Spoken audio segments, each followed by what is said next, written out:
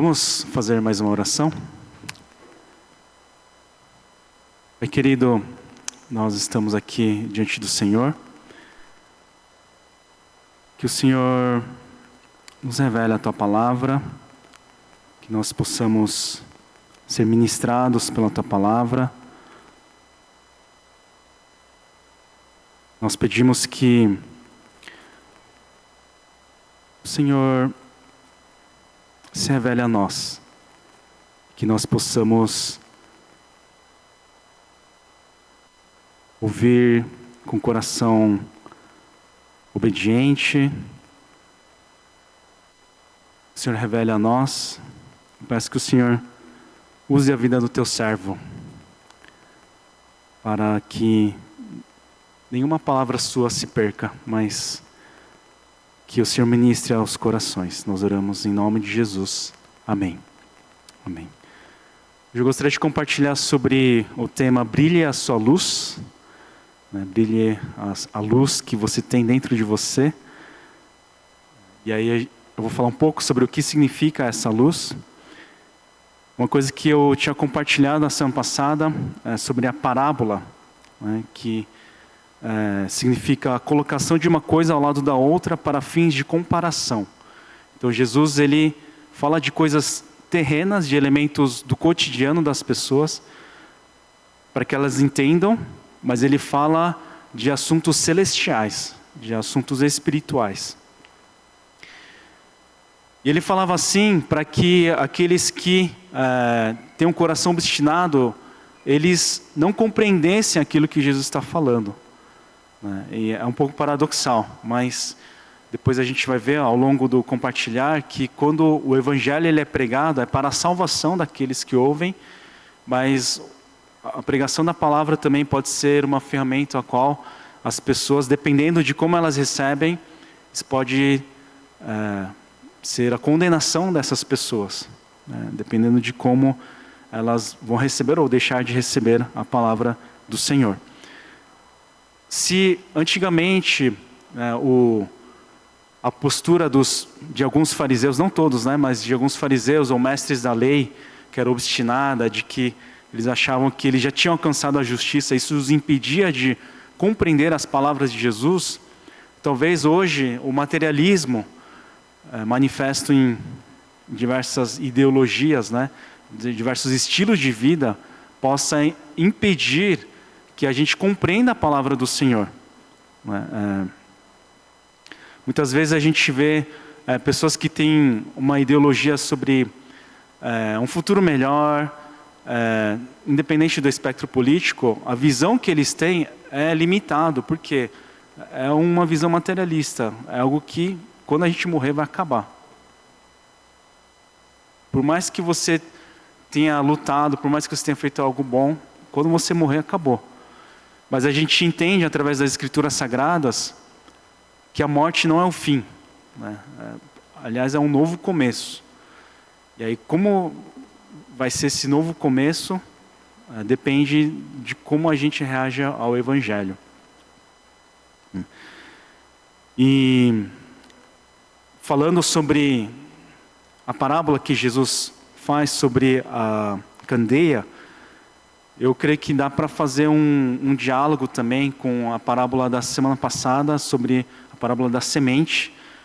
Eu entendo que Lucas ele coloca essas duas parábolas uma atrás da outra intencionalmente, em outras perícopes onde Jesus ele fala para brilhar a sua luz, tanto em Mateus e em Marcos, o contexto é um pouco diferente, mas eu creio que Lucas ele tenha colocado um atrás do outro intencionalmente. Mas eu queria trazer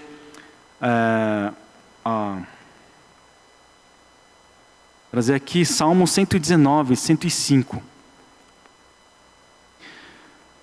que diz: Tua palavra é lâmpada que ilumina os meus passos e luz que clareia o meu caminho. A Tua palavra é lâmpada que ilumina os meus passos e luz que clareia o meu caminho. Então, o salmista ele está dizendo que a palavra de Deus é lâmpada, é como se fosse a candeia que ilumina os meus passos, e a Tua palavra é a luz que clareia o meu caminho. Então a palavra de Deus é a lâmpada e a luz que clareia.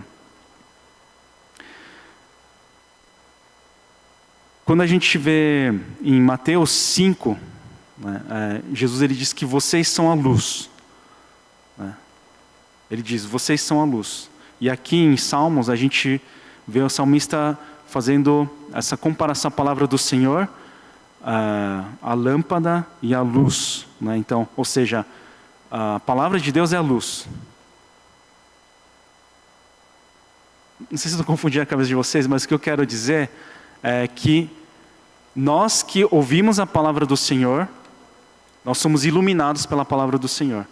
Nós que lemos, que meditamos, que ouvimos, que pensamos, refletimos na palavra, nós somos iluminados pela palavra do Senhor, nós somos direcionados, e quando nós vivemos a palavra de Deus, nós nos tornamos a luz do mundo. E antes mesmo de falar sobre ser luz, ou de iluminar a luz, o primeiro ponto que eu queria trazer é que para que a candeia possa iluminar, necessita de óleo.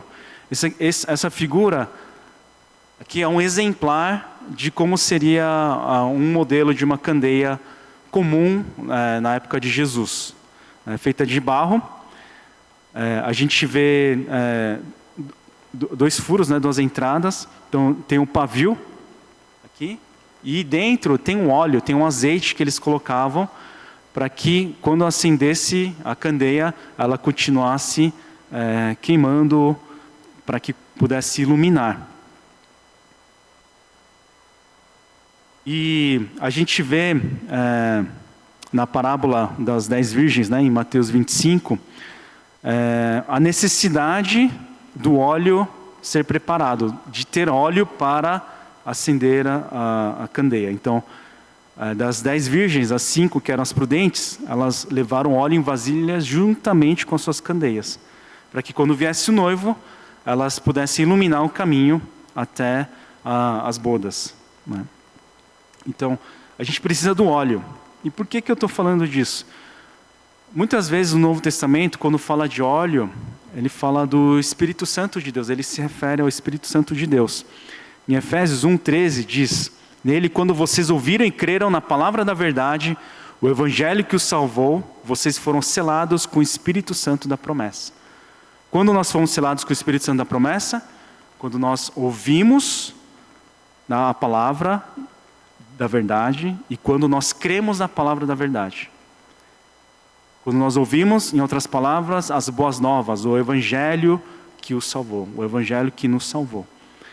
Então, nós somos selados com o Espírito Santo da promessa. É o outro consolador que Jesus tinha prometido aos discípulos lá em João.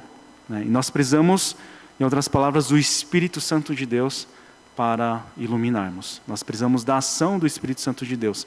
Como é que eu posso, de fato, viver e obedecer a palavra de Deus, de modo a glorificar a Deus? Pela ação do Espírito Santo de Deus.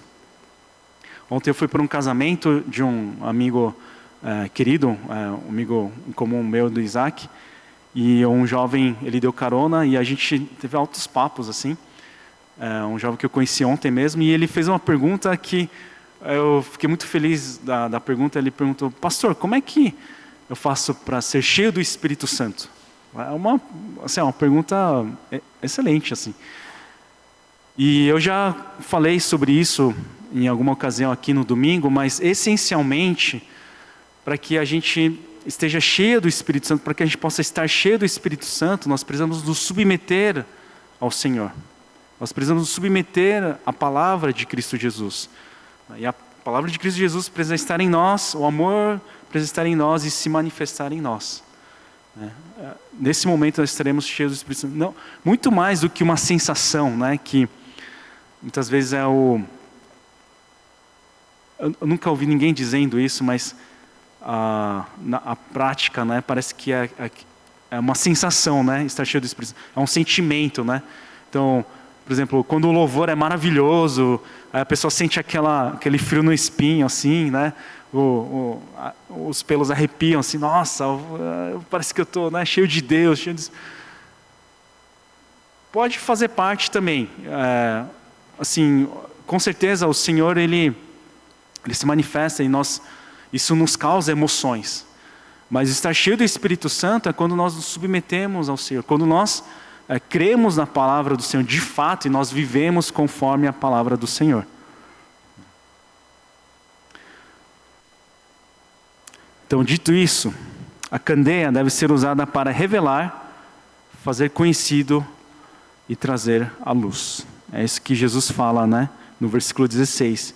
Ninguém acende uma candeia e a esconde num jarro ou a coloca debaixo de uma cama.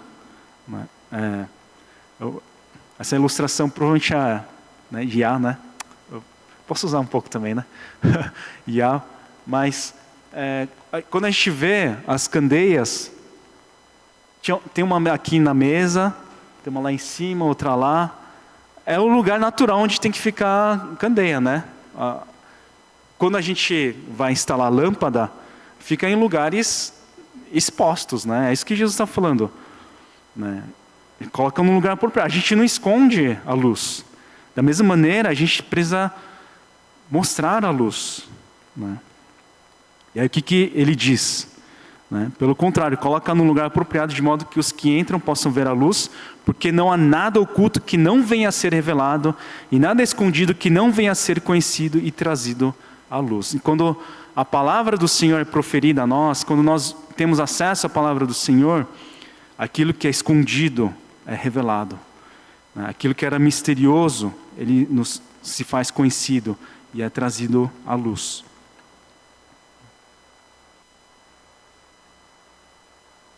Jesus ele diz em Mateus 12, o homem bom do seu bom tesouro tira coisas boas e o homem mau do seu mau tesouro tira coisas más.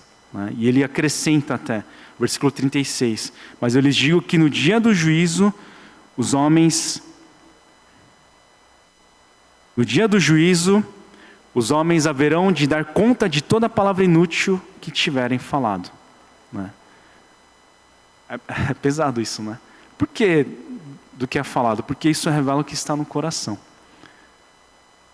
E aí a gente pode fazer um autoexame, né? O que eu tenho revelado do meu coração nesses dias, nesses últimos dias? As palavras que louvam ao Senhor de domingo, têm proferido palavras de bênção às pessoas? Ou têm proferido palavras de maldição às pessoas? É uma coisa que a gente precisa se examinar.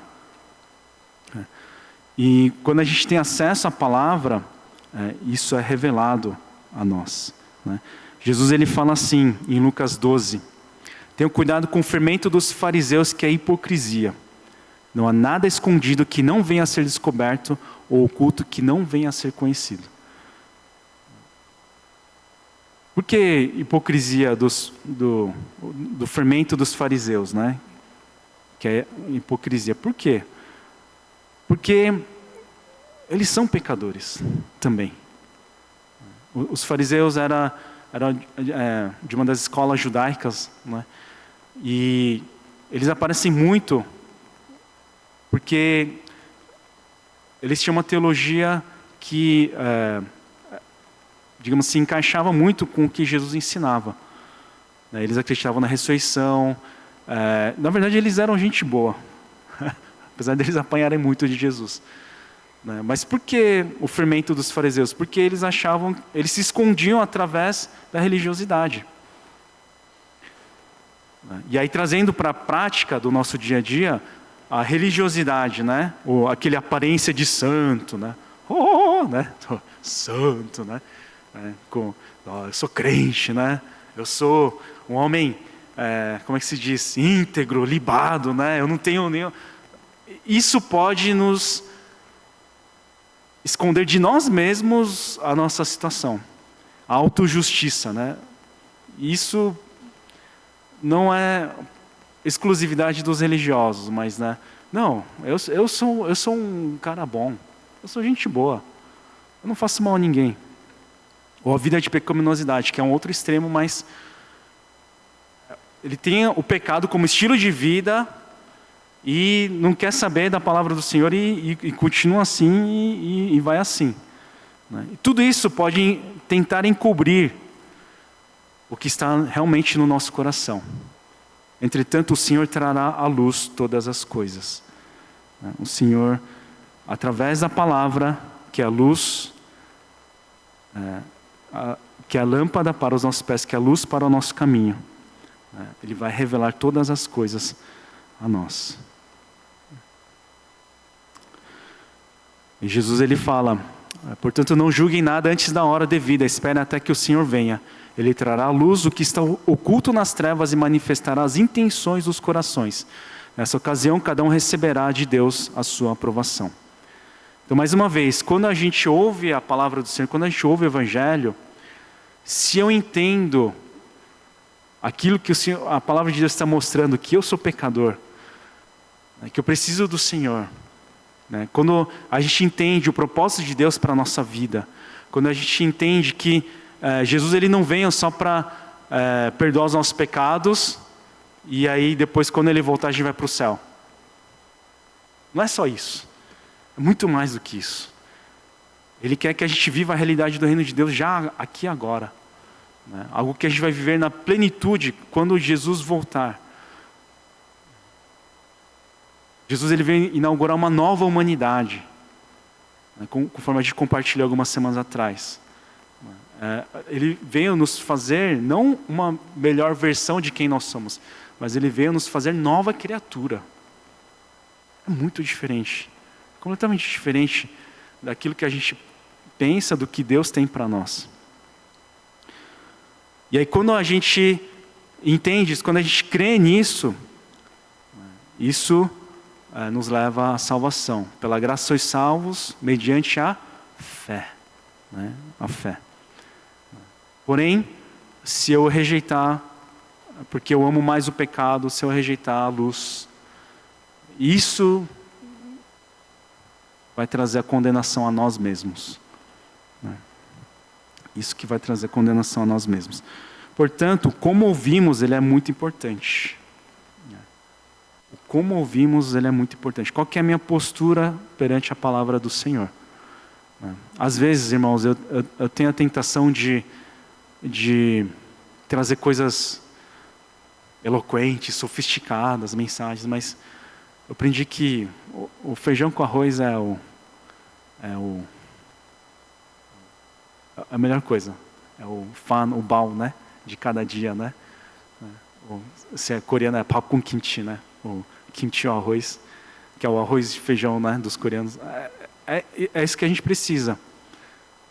E às vezes eu tenho a preocupação, será que eu estou sendo repetitivo quando eu estou pregando nos domingos? Às vezes eu tenho essa preocupação, mas como a minha busca é de expor as Escrituras, o Evangelho, é por isso que a gente está caminhando com Lucas, conversando com Lucas já, acho que há mais de um ano, seguramente. Mas mesmo que isso se repita, a gente precisa ouvir a palavra do Senhor, e a gente precisa permitir que a palavra do Senhor leia o meu coração, por mais que isso seja difícil, mas isso é libertador, e a gente precisa ter uma postura de ouvinte ativo. Então, o que nós ouvimos, que nós devemos ouvir é importante. Nós devemos ouvir, e nós devemos dar ouvidos. Aquele que tem ouvidos para ouvir, ouça. Em Romanos 10:17 diz assim: consequentemente a fé vem por ouvir a mensagem, e a mensagem é ouvida mediante a palavra de Cristo Jesus. Ou seja, quando nós temos contato com a palavra de Deus, nós recebemos a mensagem do Senhor, nós ouvimos a mensagem do Senhor, através de ouvir, nós adquirimos fé. É essa ordem.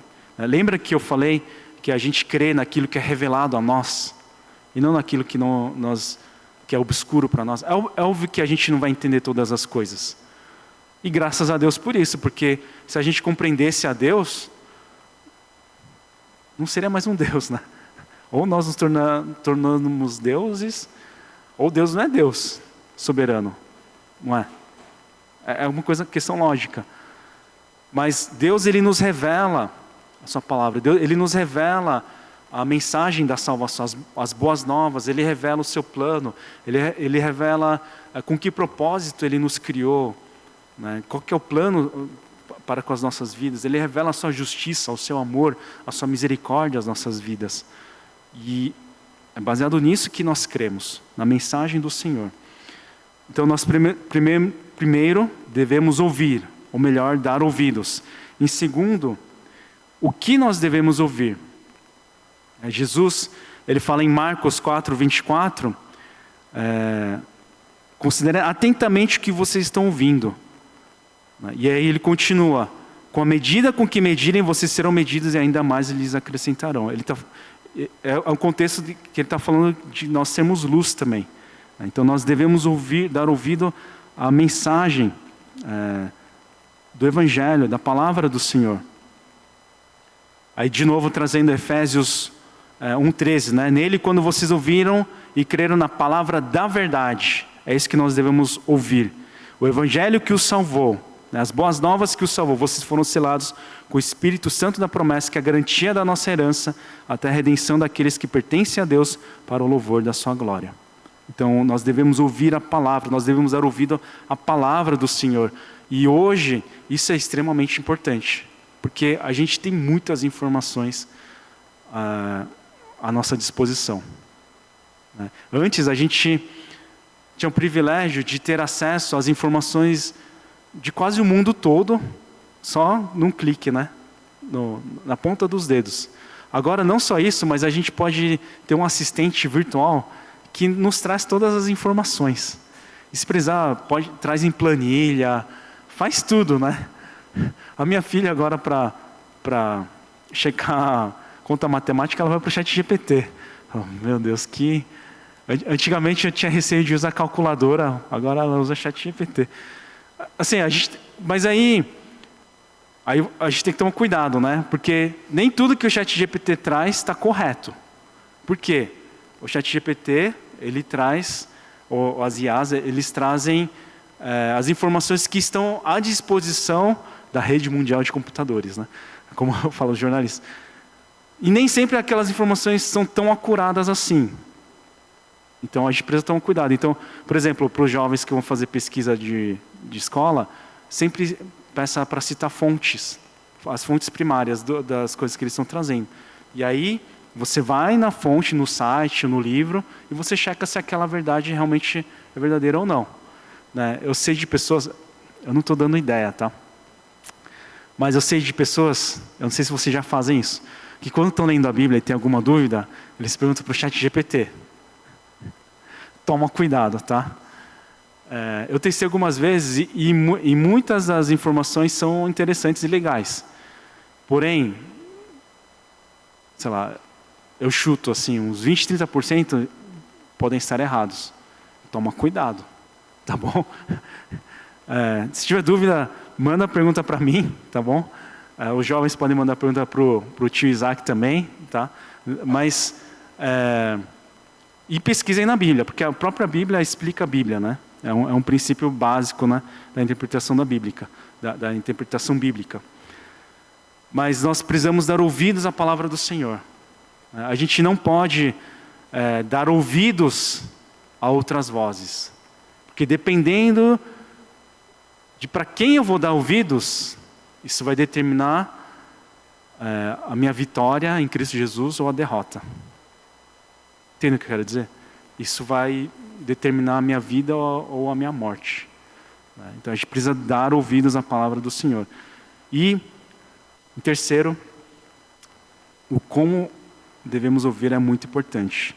No versículo 18 de Lucas 8, Jesus ele diz: portanto, considerem atentamente como vocês estão ouvindo.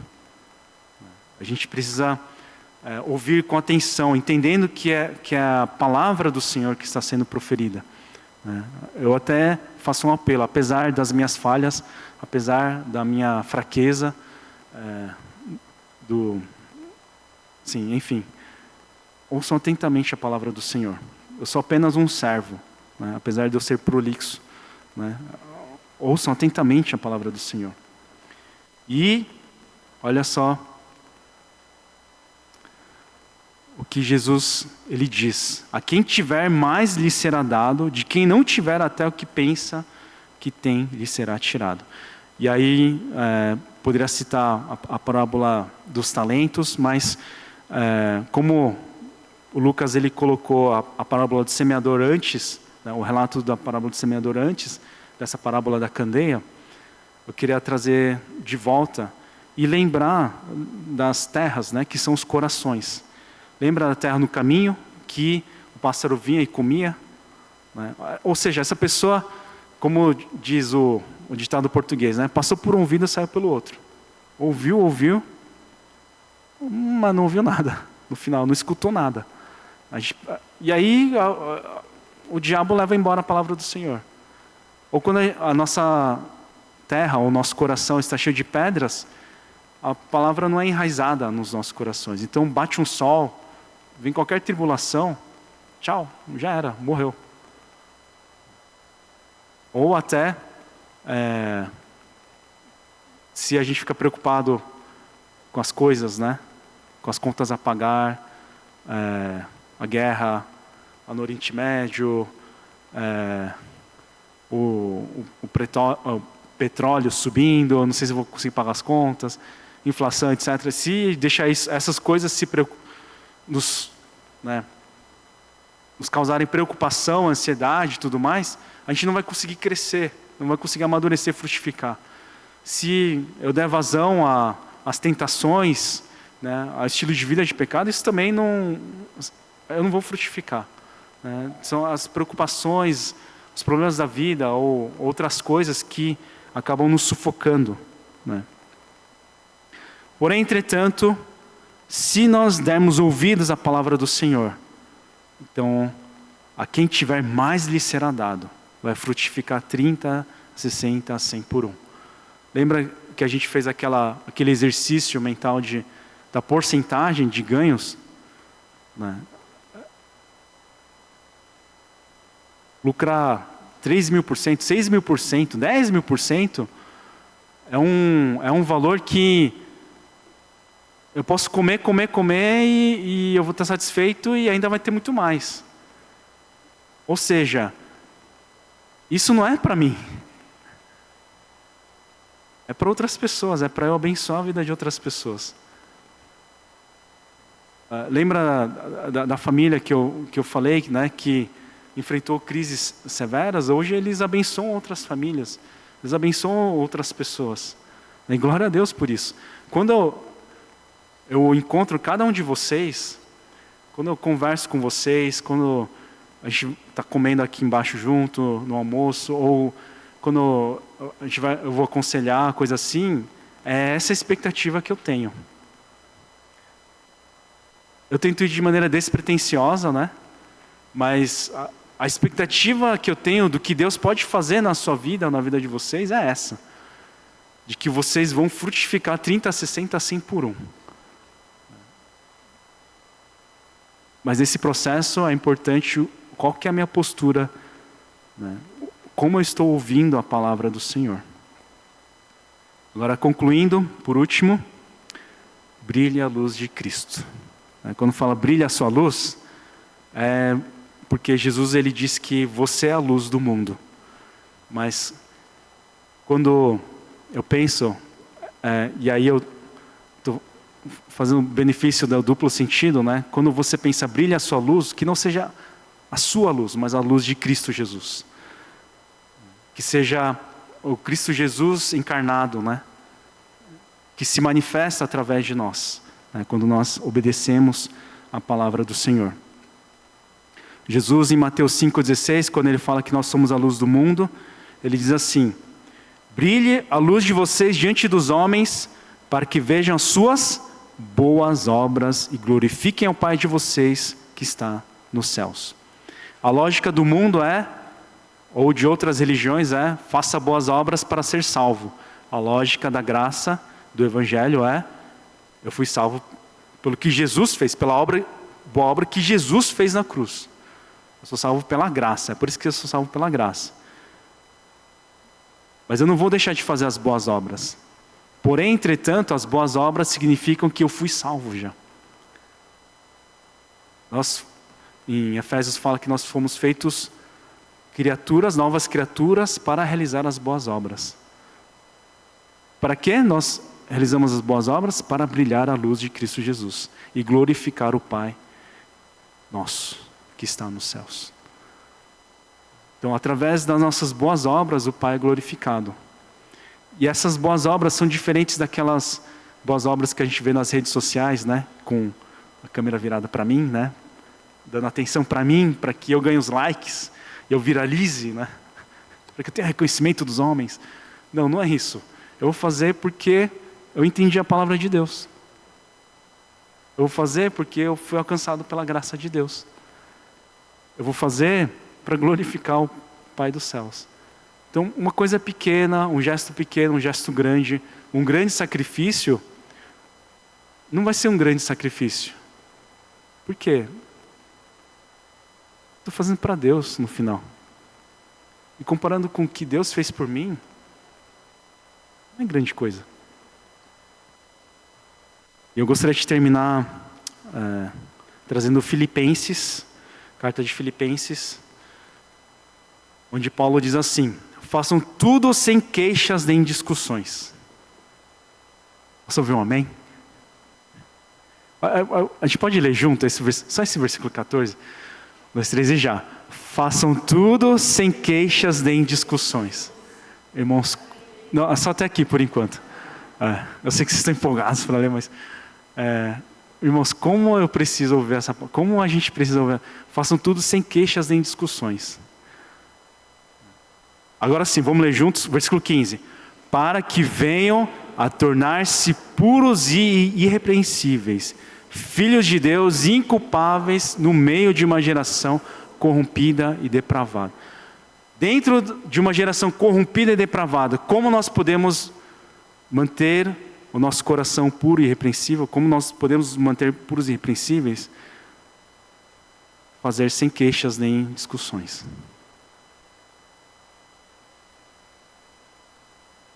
É diferente de crítica construtiva. É diferente de querer melhorar. Vocês entendem o que eu quero dizer? A gente pode melhorar, não tem problema. Mas queixas e discussões vagas, porque eu quero estar certo, porque eu me sinto injustiçado, injuriado, porque eu quero vingar, né? Já dizia o famoso filósofo, né? A vingança nunca é plena, mata a alma envenena, né? É o Chespirito, né? É o Chaves, né? Desculpa, esse é meu nível de... Às vezes a gente não percebe o quanto isso mina os nossos corações, como isso é um veneno para a gente. E a gente vê, por exemplo, quando Moisés conduzia o povo do Egito para a terra prometida, como o povo se queixava, meu Deus, como o povo se queixava. Até o Moisés, que era o homem mais manso da face da terra, ele estourou uma ocasião, né? Mas a gente precisa fazer tudo sem queixas nem discussões, para que venhamos a nos tornar puros e irrepreensíveis. Eu entendo que a gente consegue fazer sem queixas nem discussões se a gente entende quem nós somos perante o Senhor. Quando a palavra nos revela os nossos segredos, nossas atrocidades, que a gente não revela para ninguém, nem para a esposa, nem para o melhor amigo, né? Que talvez só o ChatGPT sabe, não, brincadeira. Aquilo que a gente não quer revelar para ninguém. Quando a palavra de Deus nos revela e a gente se quebranta diante da palavra do Senhor, eu acho que isso nos salva, né? É como se fosse o manto da humildade, né, que Pedro fala. Isso nos salva de fazer com queixas e com vãs discussões, né? E aí a gente vem a se tornar puro e irrepreensível, filhos de Deus, inculpáveis no meio de uma geração corrompida e depravada. A gente vai se tornar luz. E olha só o que Paulo ele continua dizendo. Vamos ler todos juntos? No qual vocês brilham como estrelas no universo, retendo firmemente a palavra da vida. Irmãos, o que essa sociedade precisa não é de políticos, aquele político que vai salvar o Brasil. A gente ainda tem essa ilusão. Qualquer que seja o espectro político. O que essa sociedade precisa não é de um sistema melhor. O que esse mundo precisa é do Evangelho, que de fato vai transformar os nossos corações. Então nós que ouvimos o Evangelho, quando nós vivemos conforme o Evangelho, iremos brilhar como as estrelas no universo. Diante da escuridão a gente vai brilhar. Vocês vão brilhar, retendo firmemente a palavra da vida.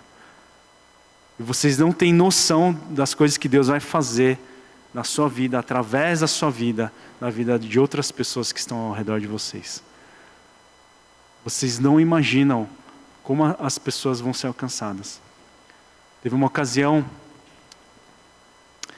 em que eu estava no colégio. Recentemente eu descobri que faz 25 anos que eu me formei no ensino médio, né? Aí o pessoal criou um grupo lá, de maneira orgânica assim, e aí alguém lembrou de mim e me adicionou e tal. Um amigo entrou em contato perguntando se podia e tal. E foi super nostálgico assim, né? E eu me assustei, porque já faz 25 anos que eu me formei no ensino médio, parece que foi ano retrasado assim. E eu me assustei porque alguém lembrou de mim. Mas eu lembro de uma ocasião, eu estava no Mackenzie Tamboré, e nos intervalos tinha um grupo cristão chamado Ictus, que existe ainda hoje, né? Eu fui um dos primeiros a participar nesse grupo, e a gente fazia louvor no intervalo, era 15 minutos, né? Então, cantava eu saía correndo, cantava 2, 3 músicas. Aí disso de quarta, de quinta a gente fazia uma roda de oração, de sexta tinha um momento de meditação. E eu lembro uma vez que na quarta-feira, assim, Deus ficou colocando palavras no meu coração, eu fui compartilhando e tal. E aí terminou, eu fui para a sala correndo também, né, para não tomar falta nem nada assim. Só que depois o capelão, né, o pastor Dídimo, o reverendo Dídimo, falecido agora, mas eu lembro, depois ele falou para mim que uma estudante, ela permaneceu e ela estava chorando assim. Estava chorando e aí o pastor Dídimo, ele foi lá conversar com ela. Tinha a André também, que fazia o ensino religioso das crianças, às vezes ela dava uma ajuda para a gente.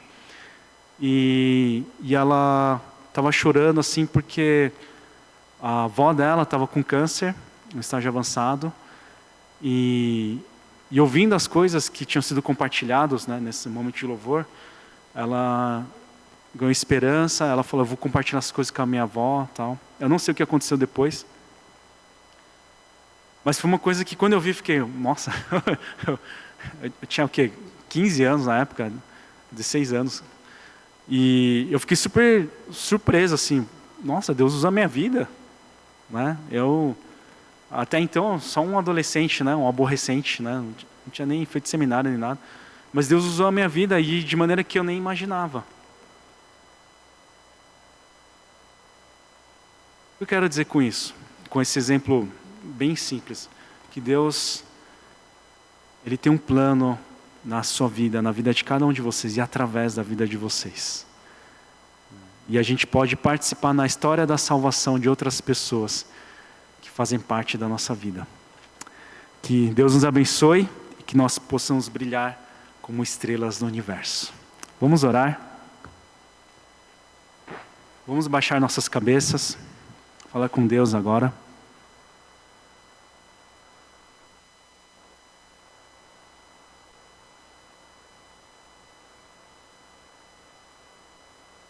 Se por acaso, durante compartilhar, você identificou algum pecado não confessado, confesse ao Senhor.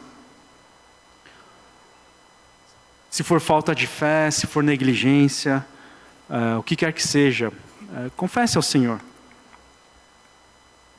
Quando Jesus ele não veio para condenar. É o que Jesus ele fala para Nicodemos, né? Ele veio para salvar. Mas nós precisamos compreender o que Jesus veio fazer e nos submeter a isso. Confesse seus pecados ao Senhor. Eu quero convidar você a fazer uma oração de rendição ao Senhor, ao guiar do Espírito Santo de Deus. Faz uma oração perigosa, mais ousada e que pode transformar a sua vida. Senhor, realiza a tua vontade na minha vida. Oremos.